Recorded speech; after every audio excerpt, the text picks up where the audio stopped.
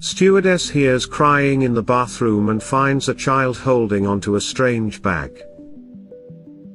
Leslie had a long flight ahead of her, and she had a headache, so she wondered if she could rest for a bit. As she went to find her colleague, a strange noise caused her to stop in her tracks. Leslie stopped to listen carefully and later realized that she must have been imagining things. Leslie heard a high-pitched mewling sound again as she passed the bathroom door. There was definitely no way a cat could have been aboard the plane, so it had to be a child sobbing. She opened the door and peered inside when no one responded. Leslie realized the shivering bundle that had terrified her was a young kid a second later. He'd been crying, and had been looking up at her with teary eyes. Leslie felt sad for the boy now that she was over her fright. She knelt in front of him. "My name is Leslie, what's yours?" The boy sniffed. "My name is Ben." She let him sit in one of the crew jump seats while she looked through the passenger list for his name. It was probably the boy's first flight, and he didn't appear to enjoy it. Leslie frowned as she double-checked the passenger list but still couldn't find the boy's name. She sat down next to Ben and rested her hand on his arm.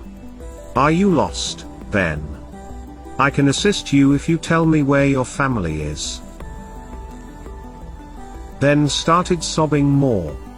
Leslie observed him holding a paper bag to his chest. "Ben, what's in the bag?" Leslie was curious. "It's Granny's medicine," said the boy. "She won't survive if she doesn't get this medicine, and it'll be all my fault." Leslie managed to pry the entire story out of Ben over the next 3 hours. He was the youngest of 7 children. While his older brothers were busy playing sports and getting into scrapes, Ben aspired to be a scientist. His mother had not anticipated the unbelievable consequences of Ben's ambition to find a cure for all the possible illnesses. He'd intended to make his mother proud and receive a hug from her, but she'd make him sit in the corner instead. "That's why I stole the bag of Granny's medicine," Ben said. When Ben's grandmother became unwell, his family decided to pay her a visit to Seattle and bring her medicine. Ben had been separated from his family at the airport. He ultimately found his mother again and accompanied her on board the plane. "But she wasn't my mum," Ben cried. "And now I'm on the wrong plane. I wanted to be the hero who brought Granny her medicine, but now I'm bad." When the plane landed down in Los Angeles, Leslie notified all pertinent authorities. She felt awful for Ben, but she was ready to go on. However, Leslie was astounded when she learned of the airline's plans for Ben.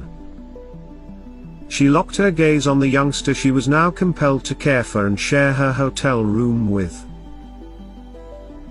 She'd planned to go to clubs in Los Angeles, but now she had to babysit. She texted Amy and her other co-worker, Brandon, several times, but neither of them was willing to look after Ben for her.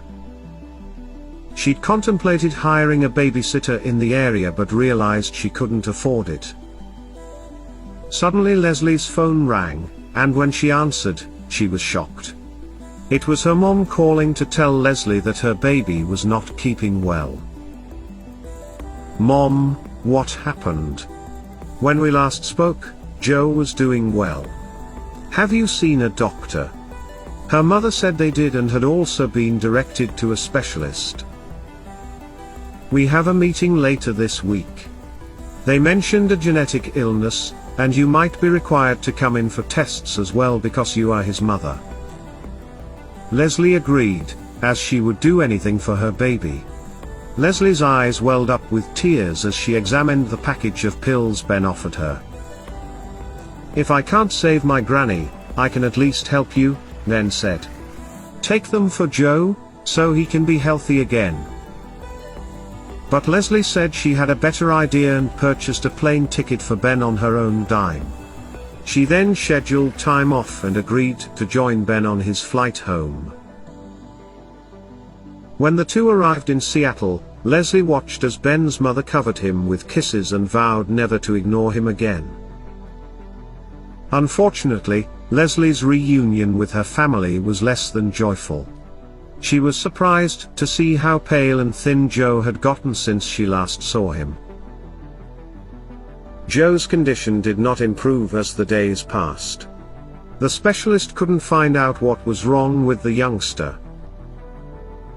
Leslie requested additional days on her leave, but the airline was not sympathetic.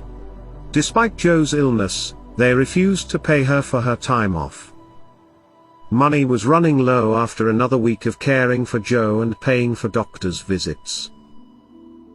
Leslie's mother was on a pension and had always relied on Leslie to provide for Joe's needs while she cared for the youngster. Now the women had to decide how to continue. That's when a knock at the door changed everything. "Ben? What is going on? I have something for you and Joe." Ben gave Leslie an envelope. Leslie took the envelope and opened it to a check hidden inside. Leslie's mouth dropped when she saw the price. When she saw that it was worth over $100,000, she simply couldn't accept it. "We really want you to have it." Ben's mother stepped forward. "We had started a crowdfunding page for my mother's treatment, but she sadly passed away a few days ago." Leslie immediately pressed the check to her chest as tears welled up in her eyes. "Thank you so much," she sobbed. "This is truly the greatest gift I have ever received." After Joe finally got better, she called Ben's mother to inform her that their airline had granted Ben's family a substantial discount on all tickets for the rest of their lives.